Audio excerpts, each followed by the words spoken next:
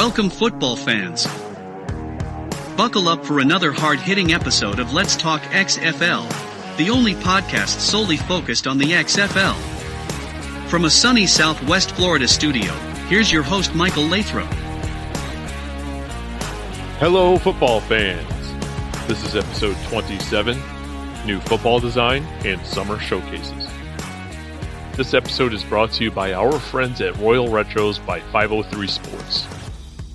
Royal Retros are the king of throwbacks. Royal Retros by 503 Sports provides a line of merchandise from legendary defunct leagues such as the XFL 1.0. If you have always wanted to get yourself a quality Las Vegas Outlaws He Hate Me or Los Angeles Extreme Tommy Maddox jersey, perhaps even an OG XFL's team's t-shirt, we have you covered. Simply click on the link provided in the show's description and notes and enter the code LETSTALKXFL at checkout to receive 10% off your purchase. This week we do not have a guest, so I am flying solo. Fortunately, we do have a good amount of XFL developments to cover, so let's get to it.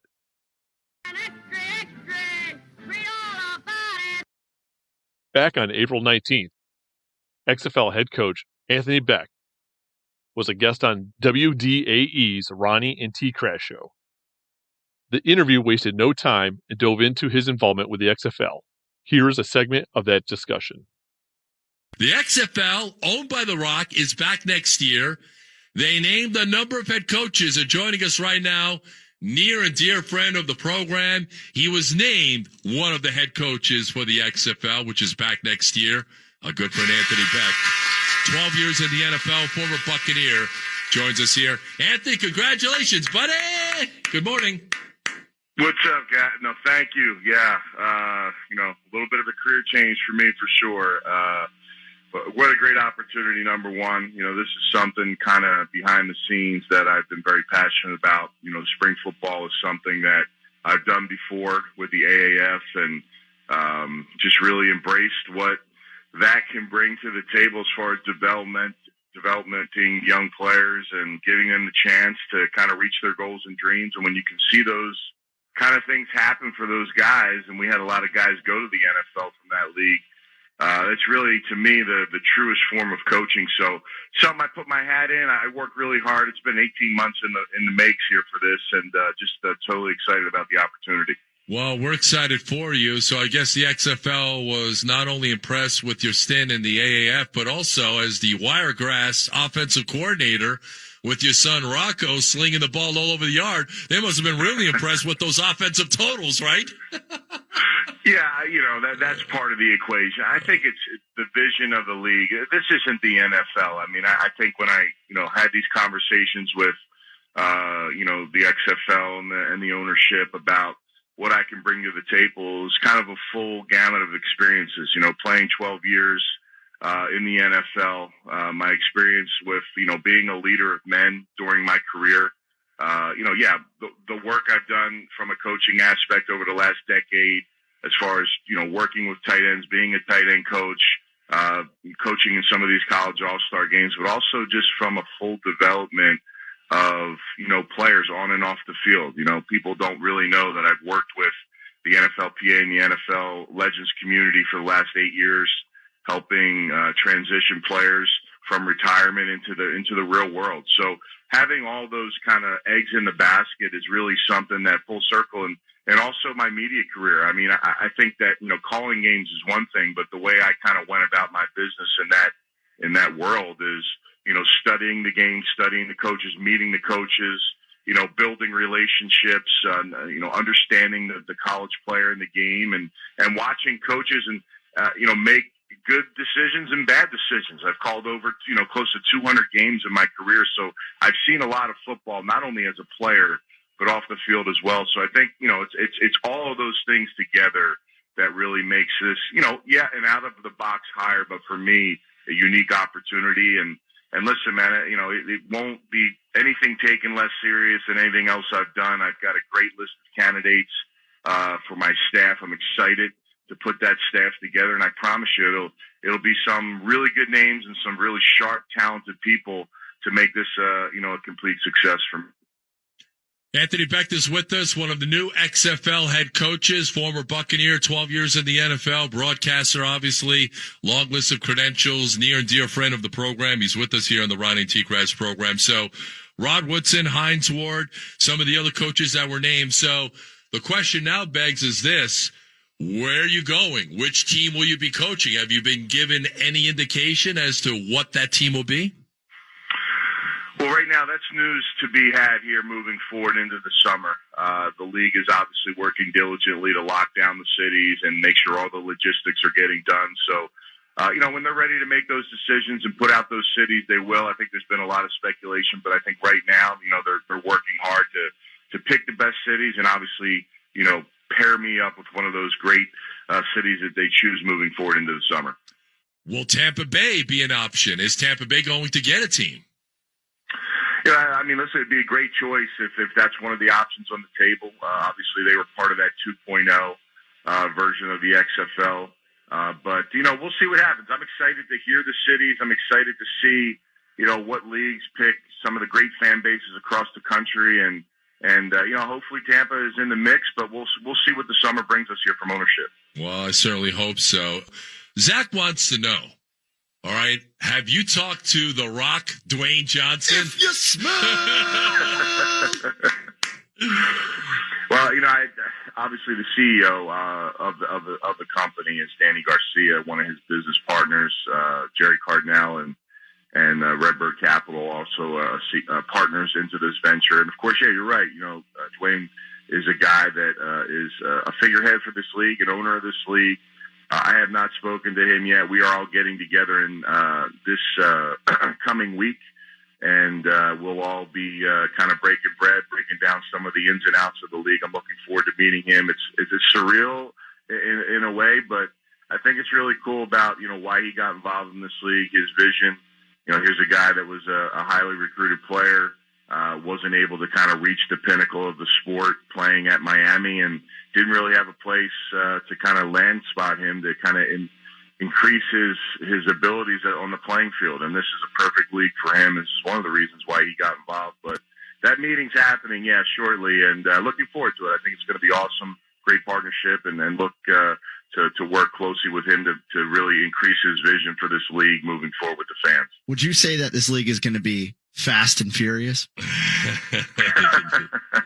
Well, I can tell you, I think that, with these spring leagues, obviously there's a tier of players that, you're going to try to, kind of bring in, develop, and it's always tough. Linemen, quarterbacks, everybody wants this, this pop of excellence, but I think it's a great opportunity for some guys that really just, we just don't know about. And I think that's always the hidden value of these leagues is, wow, you can find some gems, and if they're coached up properly, you can put a great product on the field. So I'm looking, when you're talking about fast and furious in general, that's what I'm looking for my team. I want to be exciting. I want to score a lot of points. I want to play great defense. I want to have energy, and I want players that are out there knowing what to do it right, have great character. It's a lot to combine and do and ask for, but that's my job, and that's what I'll be persistent on doing for making my football team moving forward. Somehow, I missed this interview from approximately 2 weeks ago. I am glad I came across it because it has a few takeaways. The first being, it was an 18-month process for Coach Beck and the XFL to finally come together. Second, Coach Beck had a list of candidates for his potential staff prior to his hiring, which is encouraging.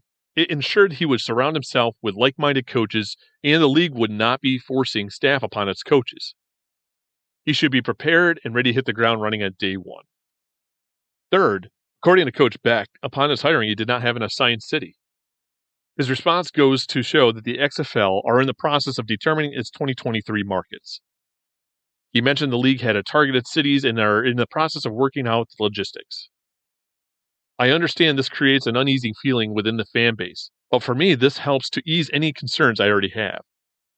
This is evidence that the XFL never planned to have a true hub, like its competitor, the USFL. Their priority has been and continues to be playing in its namesake markets. Fourth, he intends to have a team of up-tempo and high scoring while playing solid defense. I know it is easier said than done, but it is encouraging that he plans to play an exciting brand of football. Then, on May 2nd, XFL co-owner Danny Garcia posted an image to her Instagram account. The photo is from the head coaches and league executives meeting in Arlington, Texas. However, this picture has co-owners Danny Garcia and Dwayne "The Rock" Johnson holding footballs with the new XFL logo. This new football could likely be the new design for the upcoming 2023 season. Then, on May 4th, XFL Director of College and Pro Relations CJ Cavazos continued his college visitations with stops at the University of Texas at El Paso and New Mexico State, where he met with head coaches and their programs to discuss how the XFL can help players reach the next level. These stops are obviously not for scouting, but an effort to plant seeds in the minds of coaches and players to create a foundation for years to come. I absolutely love this approach and believe it can help cement a future for professional alternative football leagues. After all, winning over the hearts and minds of the entire ecosystem is important and can bridge the current gap in the football world. Then on May 5th, the XFL announced the hiring of Erica Muehlman as Senior Vice President of Team Services. Per the league's release, Muehlman will serve as a liaison between the league's business operations department, ticketing, communications, marketing, and content, as well as 8 teams to implement best business practices and create synergistic opportunities, while also curating each of the market's unique demands. She will manage day-to-day business operations for each of the XFL's 8 teams, including developing a consultative model to optimize market inputs and executing growth strategies in local markets as the XFL prepares for its 2023 season. She will also implement and lead community-focused engagement initiatives to promote team and league awareness and build a unique fandom in each city. Once the season begins, Muehlman will oversee day-to-day team activations, game day operations, and fan experience. The XFL Chief's Marketing and Content Officer, Janet Dosch, addressed Muehlman's appointment with the following.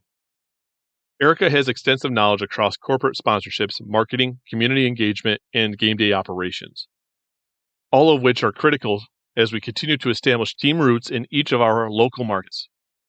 Actively engaging our communities is a key priority for us, so together we can build a league that represents the fabric of each of our cities in which we play. I'm looking forward to working closely with Erica in developing strategies to optimize the growth of our teams. This is an important hire. Erica Muehlman not only has the experience that the XFL needs, but she will be also responsible for each of the league's teams establishing roots in their respective markets, which should be music to the fan base's ears, because this means there will not be a hub like the USFL is using in Birmingham.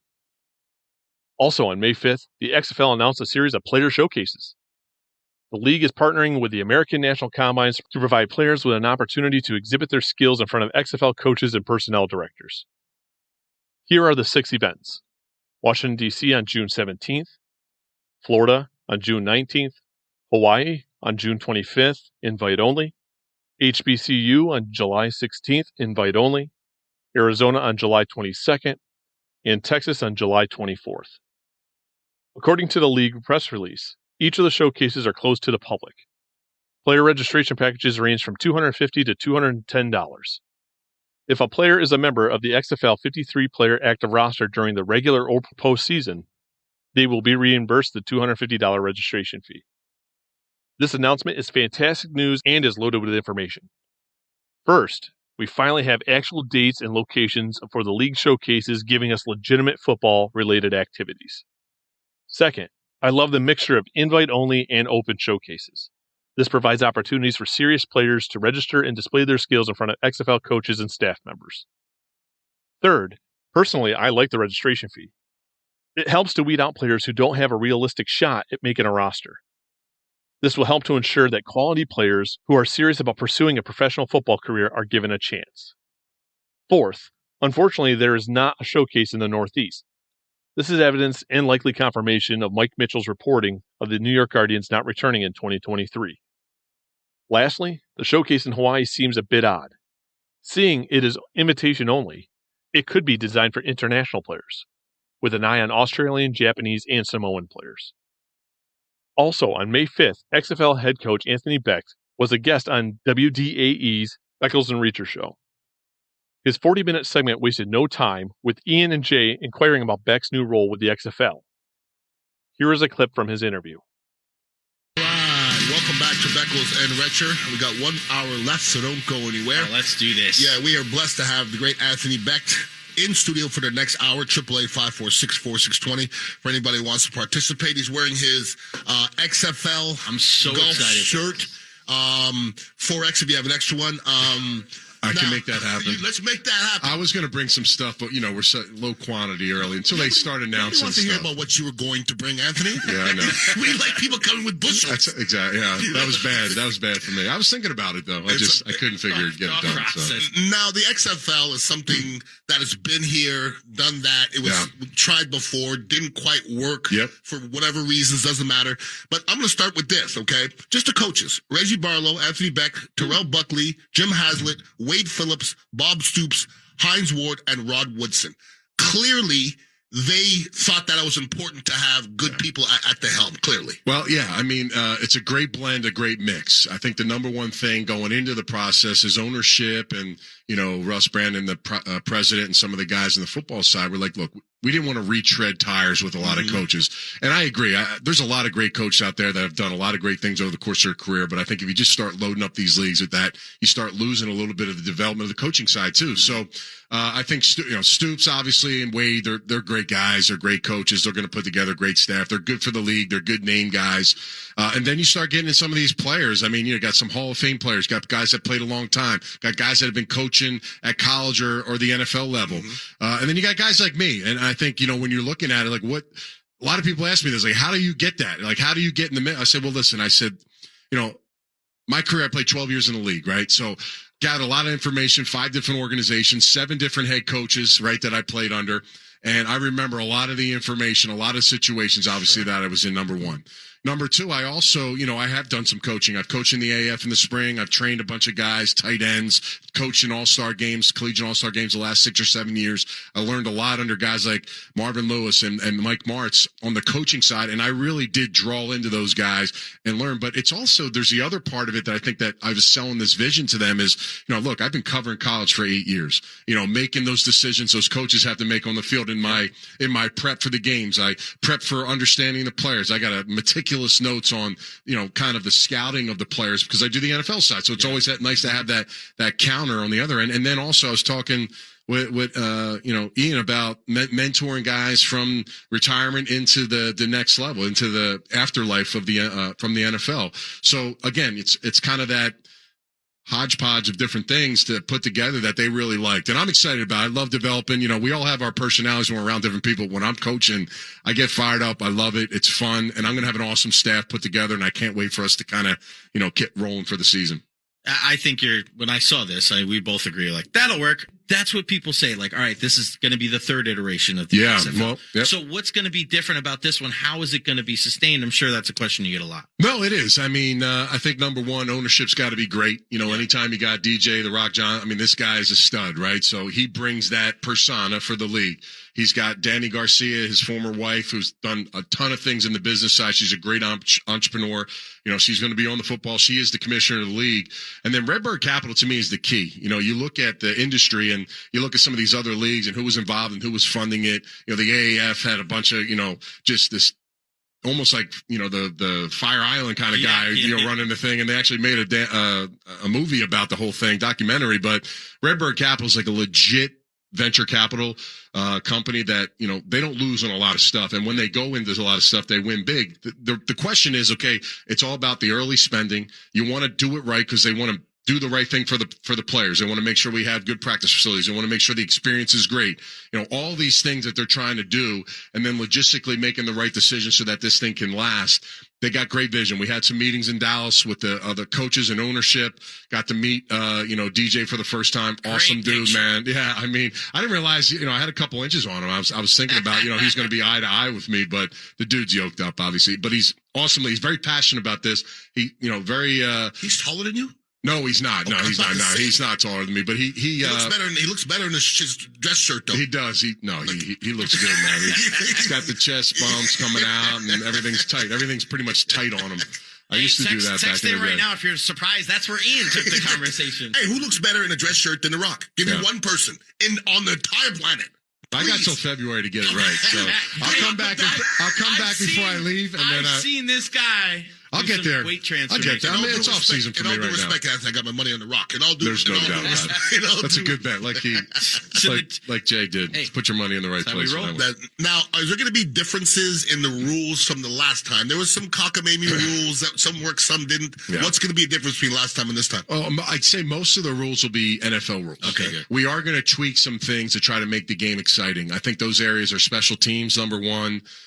2 would be an area of overtime, when you get there, how that's going to be, and then how you can score after a touchdown. So those things are still progressing. Dean Blandino's head of rules, and he's on boards. He's great. Long Island guy as well. So, look, it's going to be fun. I'm excited about it. And listen, the hirings, the announcements, the cities, the logos, all that stuff's coming out. And when it does, it's going to be fun to, kind of get the buzz going as we get ready for February 2023. Yeah, let us know, man. We'll bring you on. Yeah, we'll no do doubt. This again, and we'll definitely use this platform to promote it. Yeah, for sure. We want to see you succeed. We want to see this succeed. We talked about it last time. Yeah, of course. We were one of few, we talked about them, and wasn't a whole lot to talk about. There wasn't a lot to Vipers. talk. Like, they were bad. Well, you talking about the local team? That was Tressman was the coach. Yeah, right? Mark Tressman Wasn't pretty. No, they played 3 games. CFL success. It was 3 games. I mean, the most popular thing about it was us doing. I think they got 5 in. They got 5 in. Quentin Flowers on the team. That was a huge thing. Not that huge. Huge is probably not the best word. Agreed. But I think that's the big thing about the league is, the sustainability, but the level of competition. And is there, I mean, I know it's still early in the process, but working with the NFL scheduling, is there anything that you can tell us? So you don't want to work against the NFL, right? So there is a synergy. You saw a couple announcements that they put in, technology, innovations, rules, officiating, all those things early on to kind of just start that relationship. I would say, just in general, the XFL is not looking to do anything that they're leaning on the NFL to help them. Yeah. It's just all about how can we help them moving forward. So that'll be part of the process. Also, from the pool of players, everybody's kind of like, where are these guys coming from? Well, you're going to have the 90 guys that are in NFL camps, and they're going to keep their 53 plus another 16, which has increased their practice squad, because that's how they feel like they don't, maybe need it developmentally, because, we extend it to 16. Well, that's right. You get to work with these extra 16 guys, but the things that these 16 guys don't get are the live game reps. They don't get in the games. They don't go in front of fans. They don't get under the lights, under the pressure. So that's why these leagues, I think, are so important. So there's going to be those 21 players over those 30, all the 32 teams. And, that's about 600 plus guys. And then the guys that didn't get drafted, didn't get on coming out of college, that didn't get on a practice squad or undrafted free agent contract, there'll be a pool of those guys. And then, of course, they announced, I believe today, the showcases that they're going to have throughout the summer. I got a list here real quick. I'll just run off. So June 17th, they will be in Washington, D.C. June 19th, they'll be down at IMG Academy in Florida. The 25th of June, they'll be in Hawaii, obviously. The Samoan blood and getting the Rock down that area. There's a ton of talent that comes out of there. There'll be an HBCU showcase at Jackson State, which is phenomenal, in July. Arizona State, July 22nd, and then over in Texas, Arlington, Texas at Choctaw Stadium, for that final one. So again, now you'll have those other invite guys. They'll get invited. They'll pay. They'll get their money back if they make the league. And, you're talking maybe 100 extra guys there, 600 guys that, now you're talking about over 1,100 players. Now, look, they're not elite NFL guys, but, there's some hungry players out there. I like that. There's some hungry players out there. From what you're saying, I like so much about that more than any other league that's but just outside of the NFL. Just thinking about this, talking to my dad today. If the NFL is the most popular entity in sports in this entire country, by far, the fact that there hasn't been another, the USFL is on, no disrespect to them, but we haven't mentioned it one time on this show. Yeah. There's got to be some kind of, as you said, the word's perfect, synergy. If you tell me that this guy's playing for Anthony Beck and then boom, he has a great 6 weeks, and then eventually, boom, he's playing for the Cowboys, and then Monday Night Football, he catches the game-winning touchdown. It's like, wow, the XFL really can be that jumping point to the NFL, because that's what I think people would like football, but it needs to make sense. I'm going to say this, and I said this before the XFL even came about. I said the only way for a league to succeed is for it to not be the NFL and not try to be the NFL. Right. That's the reason why the arena football lasted for so long. It was a different product, and I worked for them for a little bit. Yep. But, the XFL, to me, I think it needs to be in cahoots with the NFL where the NFL says, we're getting some players from you. We can utilize you. I think that's the only way that's going to be it's going to last. I agree. Is that something Rock is embracing? Well, yeah, because he was one of those guys. I mean, when Sapp hit the ground running in Miami, it was basically like game over for Dwayne. So, he's adamant about, like, I was that 54th guy. I couldn't make the team. And he went to the, I think, CFL for a minute, and it didn't last for him. But he didn't have that league to really develop and maybe take that next step. I mean, clearly he's done well for himself outside the game of football. He's okay. But in that moment, that was something that he's driven. He was driven to be. He wanted to be a football player. That's what he wanted to do. So there's something in his heart about this, and I just don't. Do we know a lot of things The Rock has done and he's failed at? Even his bad movies are good. You go back and watch them. So it's going to be fun. Just kind of going out there and doing my thing, but also selling that vision and brand of the league. And I think it's going to be great. And once they start announcing the TV deals in the cities, it's going to be pretty exciting. There's some interesting cities. Obviously, they'll get popped out there. They're going to be really fired up about it, and can't wait till those announcements come. Yeah, I can't wait to talk about it as well. All right, let's. I am loving the connection Becht has with the WDAE and its programming. It is a fantastic outlet and an opportunity for the XFL fan base to receive information. There are a few interesting nuggets from this interview. First, after 3+ weeks into the job, Becht is still putting together his staff. Second, Becht claims most of the rules will be National Football League rules, which contrast what Dean Blandino said on the show a few episodes ago. Dean said they plan on changing little from what we saw in 2020. Third, the XFL is not leaning on the National Football League for help, yet the XFL is focused on being a resource for the National Football League. Fourth, the cities and teams announcement is coming this summer. Then, on May 6th, former DC Defenders defensive tackle Devonta Lampkin was killed in a shooting at a Dallas Airbnb. He was selected in Phase 5 of the 2019 XFL Open Draft. Lampkin also had stints with the Baltimore Ravens and Tennessee Titans of the National Football League, as well as the Massachusetts Pirates of the National Arena League. Lampkin was 25 years old. Also, on May 6th, XFL co-owner Danny Garcia posted on her social media accounts an image with the following caption: "Good morning, Orlando." Many among the fan base and in the alternative football community believe her post is directly related to the Tampa Bay Vipers' relocation to Orlando. If you recall, a few episodes back, when Mike Mitchell was a guest on the show, he mentioned his sources claimed that Tampa was out and Orlando was in play. We should brace ourselves for an Orlando franchise in the potential of a Rage revival, or perhaps the Orlando Vipers or generic Florida Vipers, and maybe even a complete rebranding for the team.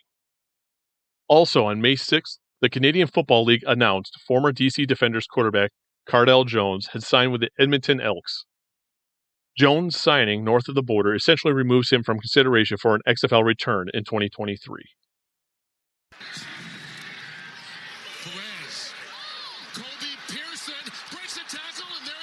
All good things must come to an end. This concludes another episode of Let's Talk XFL. As always, I am interested in receiving your feedback. So do not be a stranger. Reach out to let me know your thoughts, and if you do so, your comments might just make it on the show. But before you go, do not forget to subscribe and rate the show on your platform of choice. One last thing. If you're interested in checking out our friends over at Royal Retros by 503 Sports, do not forget to click on the link in the show's description and notes, as well as that sweet code, Let's Talk XFL, for 10% off your purchase. Thank you for tuning in. Till next time, cheers. Thank you for tuning in to today's show. Don't forget to subscribe and rate Let's Talk XFL on your platform of choice. Follow Let's Talk XFL on Facebook and Twitter at Let's Talk XFL. Do you have a question or topic you would like to have addressed on the show? Message the show via social media or send an email to letstalkxfl@gmail.com.